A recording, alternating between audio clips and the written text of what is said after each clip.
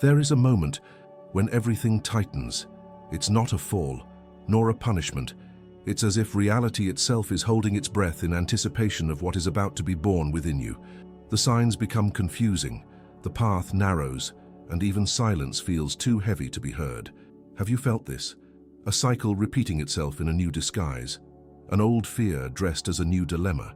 It's when the outer world begins to collapse, not because something went wrong, but because something somewhere inside you has started to move.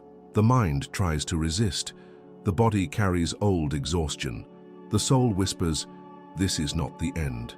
It's the threshold between who you were and what you've begun to witness. Because before liberation comes the pressure.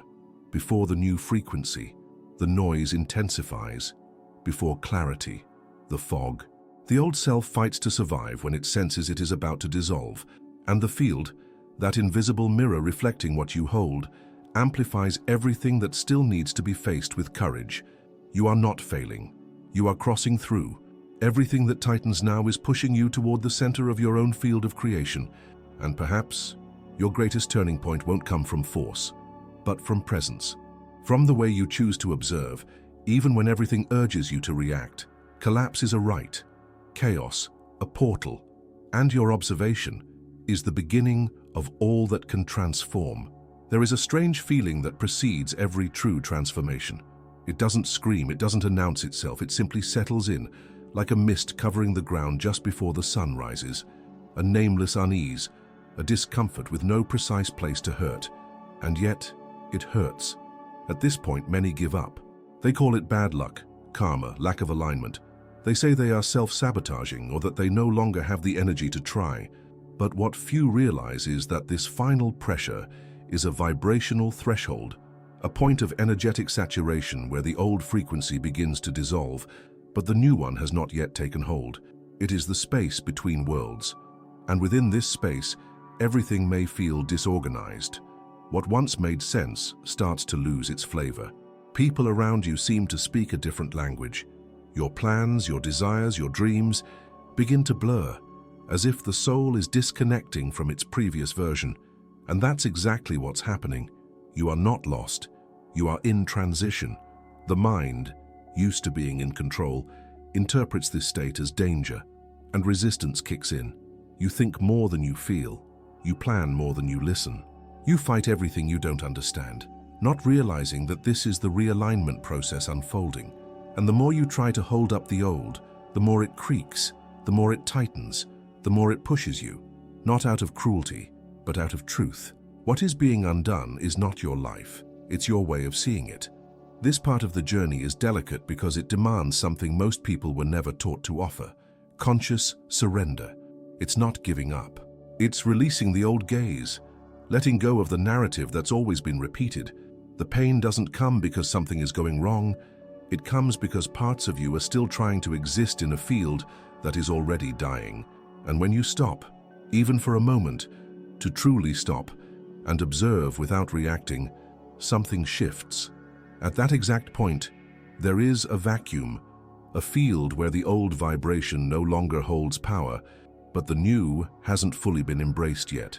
That's where you meet resistance, not as a mistake, but as a reflection of what has not yet been fully released within you. You may recognize this moment. It is dense, irritable.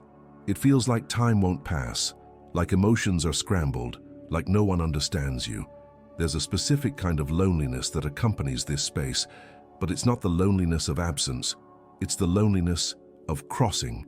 Carl Jung said, "No one becomes enlightened by imagining figures of light, but by making the darkness conscious." It's at this crossing point that your darkness becomes visible, not to haunt you, but to be seen with awareness. Because only what is seen can be dissolved. And to dissolve here is not to erase, it's to integrate, to let what no longer serves return to the neutral field, so that your presence may occupy a new place in the quantum field of experience. But this cannot be rushed, nor achieved with formulas. It's a deep listening, a vibrational permission, and it happens when you stop fighting to return to what was and begin to allow what is being born without form. Yes, it will feel strange. Yes, you will doubt. You'll think you've regressed, that nothing has changed. But transformation doesn't start on the outside. It begins at the exact point where your perception stops repeating what it already knows. That point is where everything tightens, not because you failed, but because the field around you is waiting for you to say with presence, "I see differently now." And when that moment happens, even if only for seconds, the vibrational collapse begins. The old reality starts to lose power. The new begins to form, not like magic, like resonance. Frequency doesn't lie. The universe doesn't respond to what you want. It responds to what you are, in silence. And if everything is tightening now, maybe it's not punishment. Maybe it's the vibrational birth of your new way of seeing and of being. There is a point in the crossing where time seems to freeze. You feel like you're in the middle of something, but you can't name it. Routine continues, obligations go on, gestures repeat, but there's a strange silence within, as if something is being dismantled in secret, behind the stage of your consciousness. It is in this silence that the field reorganizes itself, not in the noise of the mind trying to understand, but in the vacuum that arises when you begin to disidentify from what always reacted. It's a subtle death, the death of the old observer. And before a new frequency can be born, the absence of the old must be endured. That's when the ego stirs. It was trained to identify with what it feels, what it thinks, what it owns. When these layers begin to dissolve, it interprets that as a threat, not because it's bad, but because it doesn't know how to exist outside the known. Then doubts arise. Emotions fluctuate. You feel tired for no reason, irritated with no clear target, old memories returning as if asking for release. And most subtly, you start to think nothing is working, but it is. You're just no longer on the level where proof is external. You've entered the field of silent transformation, the kind that hasn't yet manifested visible evidence, but has already collapsed the reality that was. And it is in this gap that many turn back. They try to restore the old, insist on effort, look for answers outside. But there are no external answers for what is happening within. Everything moves according to your frequency. And when that frequency starts to shift, reality still needs time to rearrange the images you'll see. That time is the space where your faith cannot be blind. It must be vibrational. Faith here is not believing that everything will be okay.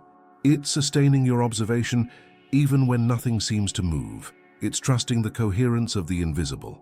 And that is rarer than it seems, because it requires emotional maturity. It demands that you don't react to the old, even when it bangs loudly at your door. The old pattern doesn't want to return, it wants to be seen. The shadow doesn't want to dominate, it wants to be heard. The discomfort is not against you, it is cleansing you. It's scrubbing the last layers of automatic perception, so that something truly new may emerge. Thoth said that rhythm is the heartbeat of the universe, that everything moves in cycles and every rise is preceded by a fall. The pressure you feel now is the descent of consciousness to the deepest point of your own cycle. And descending is not falling, it's diving into the root of the frequency still sustaining your repetitions. Are you observing with what remains of old pain? Are you seeing life through the eyes of someone still afraid of rejection, of being forgotten, abandoned? Are you projecting absence where presence exists, seeking control where only trust fits? These questions aren't theoretical, they're vibrational. They touch the exact point where your reality begins to form, because everything you observe carries the weight of your interpretation, and every interpretation is a frequency. That's why the moment before the breakthrough feels so dense. It's not that everything got worse, it's that you started to see. And once you see, you can no longer hide. Not from the world, not from yourself. The light of consciousness illuminates what was operating underneath. The control patterns, the need for validation, the fear of being vulnerable. Everything comes to the surface, not as punishment, but as a chance to choose. Yes, you can choose to repeat. You can go back to the known. You can pretend you didn't see. But once observation becomes conscious, it becomes responsible. Because now you know, and knowing changes everything. But this knowing is not mental, it is cellular, it vibrates, and it transforms the field. If everything feels heavy now, maybe it's the weight of what you were carrying without realizing. And maybe that weight is asking to be returned. Not to the world, but to the void. To the space where the new can finally take place. Reality doesn't change because you want it to. It changes when you sustain in silence the frequency of what has not yet arrived, as if it were already here. This is the point where many give up and few awaken. The point where the old identity screams, but you no longer respond. Because something in you has already crossed over. Even if you don't yet know how to say it, there comes a moment when what once sustained you no longer holds you up. Routine loses its meaning. Words become hollow. Old desires no longer evoke the same vibration. Everything that once offered a false sense of security begins to crack from within, as if the reality that once seemed solid now trembles beneath your feet, and you no longer know where to go. But maybe this is the true beginning. The beginning doesn't happen when everything is clear. It reveals itself when you stay, even without understanding, when you choose not to run from the confusion, when you decide not to react to the chaos, and instead surrender to the bare presence of the moment, without trying to shape it, without trying to conquer it, because there is something sacred in not knowing. Not knowing dissolves the mind's arrogance. It dismantles the illusion of control. It breaks the belief that you must understand in order to trust.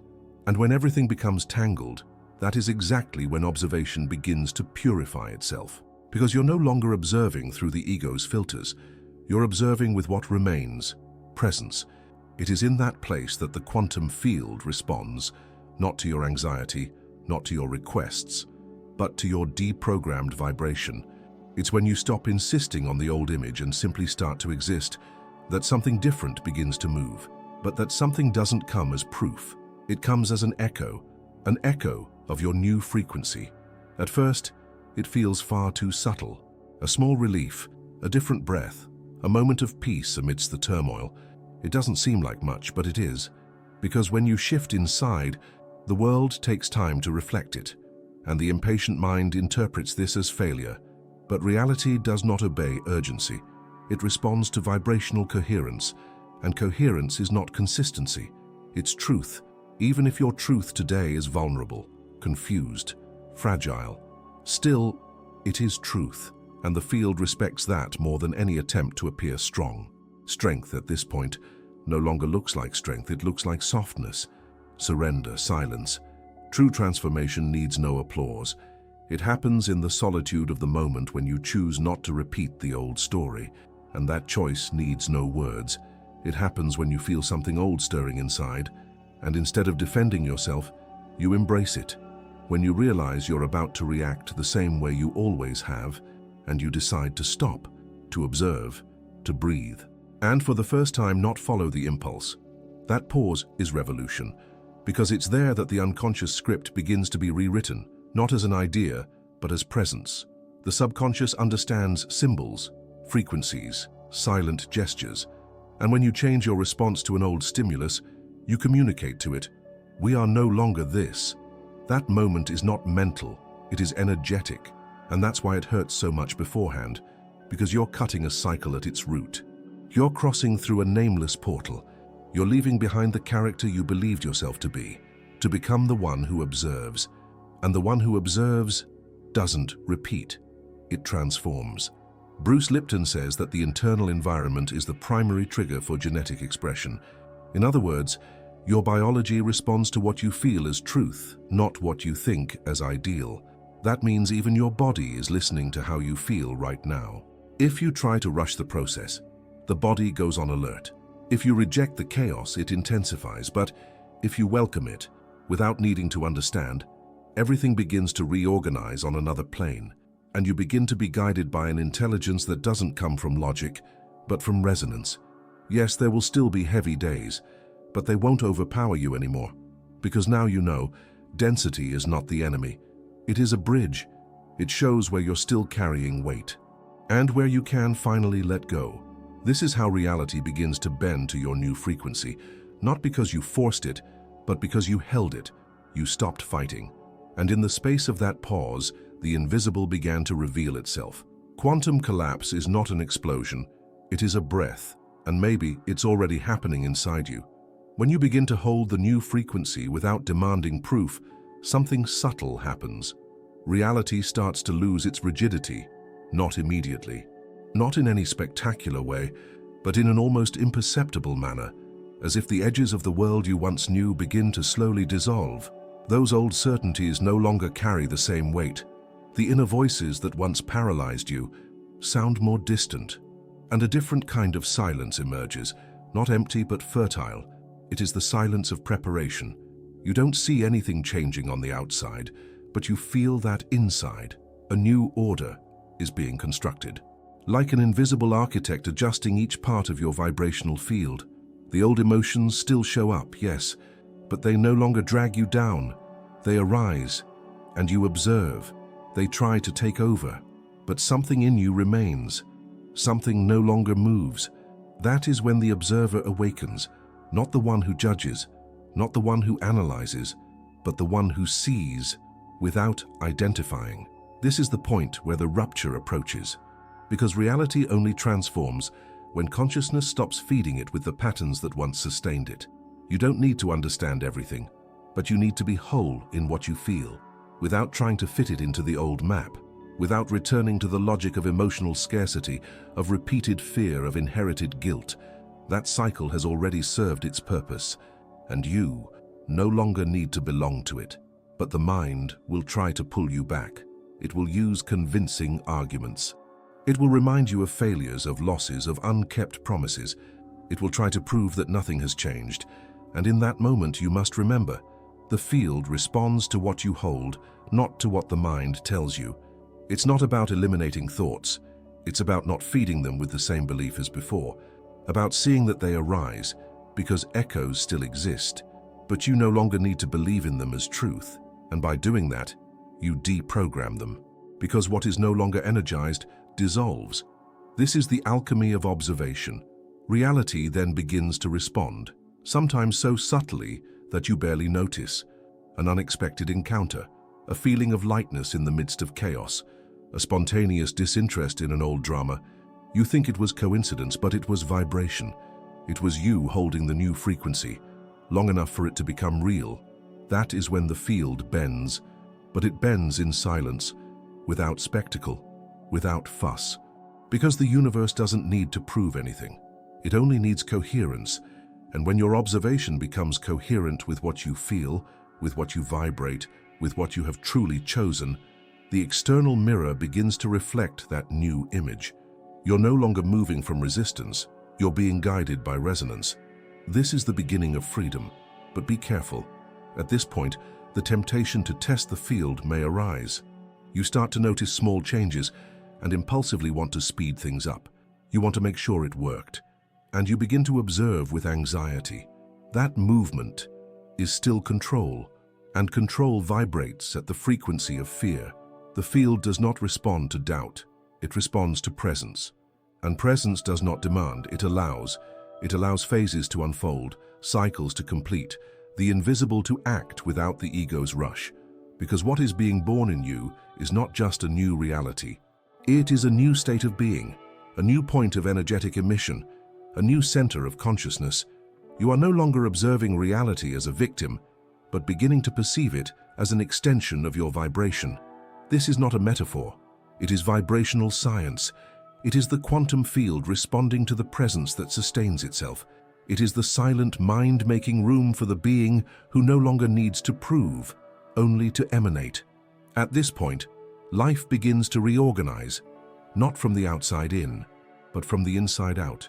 Because you're no longer trying to change life, you're changing the way you see it. And that changes everything. And if now you feel a strange lightness, almost as if something slipped away without a sound, maybe it's the old resistance leaving the field. Maybe you are entering the void where reality bends, not through effort, but because you stopped trying and began to be. When the field begins to respond to the new vibration, it's not life that changes first. It's your way of being in it. Something aligns within, not as a logical certainty, but as a stillness. The weight that once filled your chest is no longer there. Automatic reactions lose their grip. The urgencies of the outer world no longer dictate your rhythm. There is a new frequency sustaining your presence, even if you don't know how to name it yet, and maybe you don't need to, because this new vibration doesn't need to be understood. It only needs to be felt, breathed, stabilized in the everyday.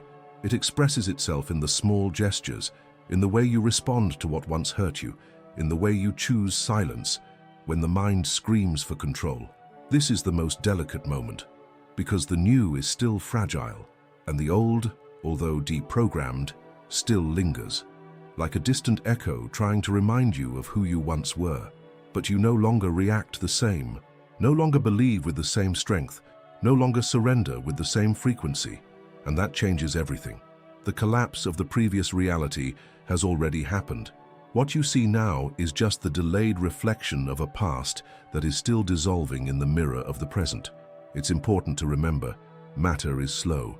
It takes time to follow the movement of consciousness, and if you look at the remains of the old expecting signs of the new, you'll get confused. You must look with new eyes, without expectation, without haste, without trying to speed up what can only bloom in the time of truth. At this point, something deeper begins to reveal itself.